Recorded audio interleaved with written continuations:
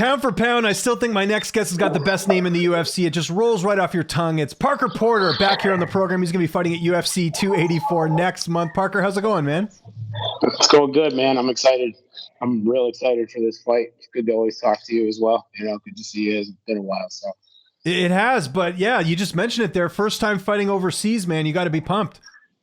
I'm real pumped. I'm mostly excited about having a crowd finally because all my fights now, up to now, have been at the Apex Center, which is very limited seating capacity.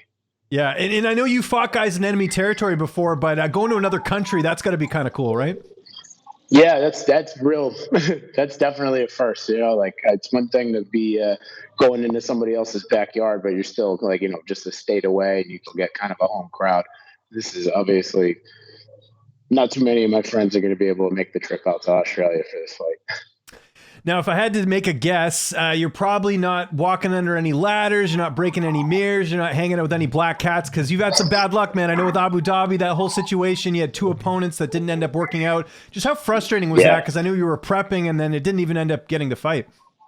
That was super frustrating. It was more frustrating because I was trying to get a third fight in before the end of the year. That's been my goal, basically, since I got the contract with the UFC, was to get at least 3 fights a year. And so having this first fight of the year be in February, I'm setting myself up to be in good shape to accomplish that. And a fun opponent here in Justin Tafa. How do you feel like style-wise you match up against each other? Obviously, both of you don't like getting paid by the hour, if you know what I mean. Yeah, no, I'm excited about this fight. This is a good one for both of us. I think it's even more of a fight for the fans because we both like to bang out and come forward. You're not going to see much of a lack of action, I would imagine. If you look at the total fights between the two of you, you've got far more experience than he does. He's got 8 fights. You've got 20. How much will that play into the matchup, do you think?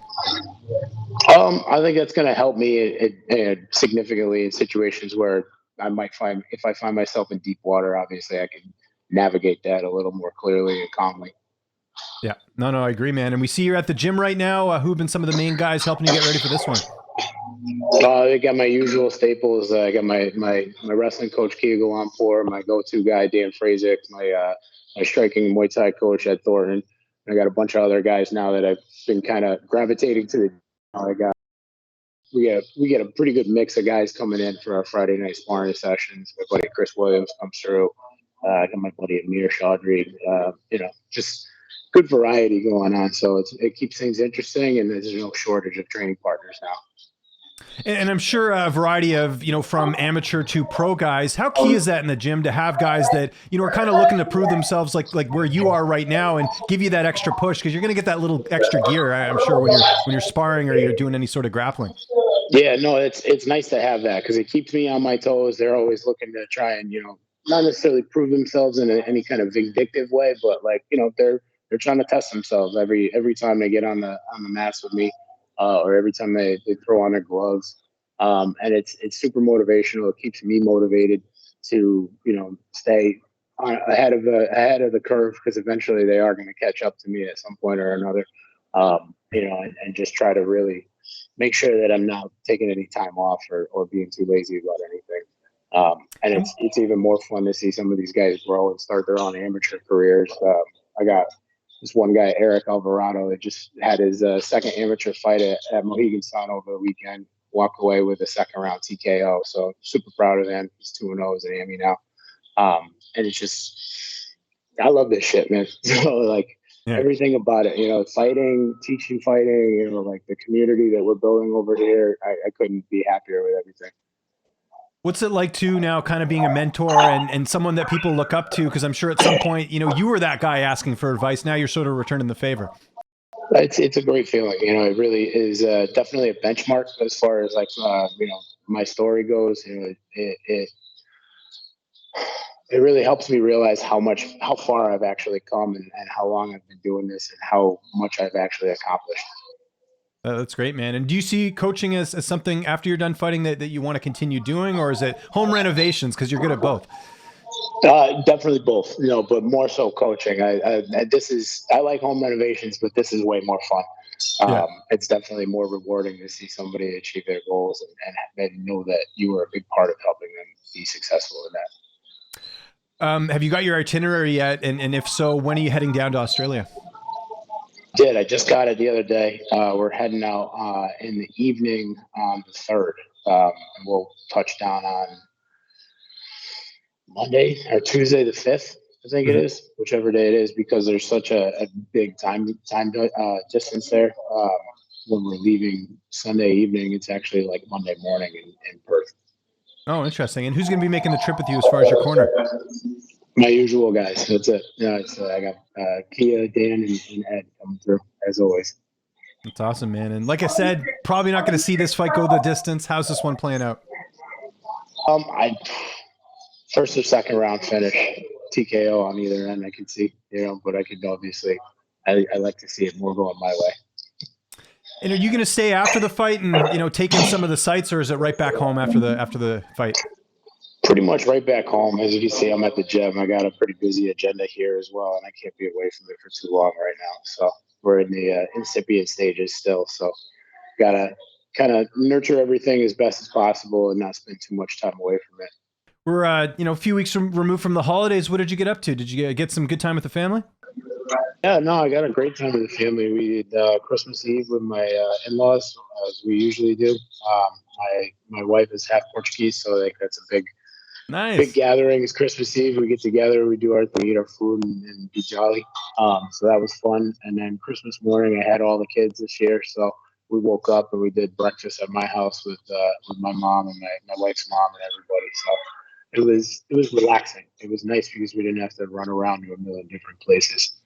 Yeah, no, that's great, man. And do you have any goals set for this year? I know that's typically the time of the year where we kind of reflect and then we look ahead. So do you have anything that you'd like to achieve this year? Yeah, I definitely. I want to get 3 fights. Part of that 3 fights would be getting another contract with the UFC. Winning, obviously, is a big piece of that. So win these next 2 fights on this contract and get another contract so I can keep going with that. And then really just the growth and building the community that I have here in my gym even more. Love it. Before we go, I got to ask, because we were kind of alluding to it earlier, how are the home renovations going? Anything else you're working on right now? Nothing big. I got the bathroom.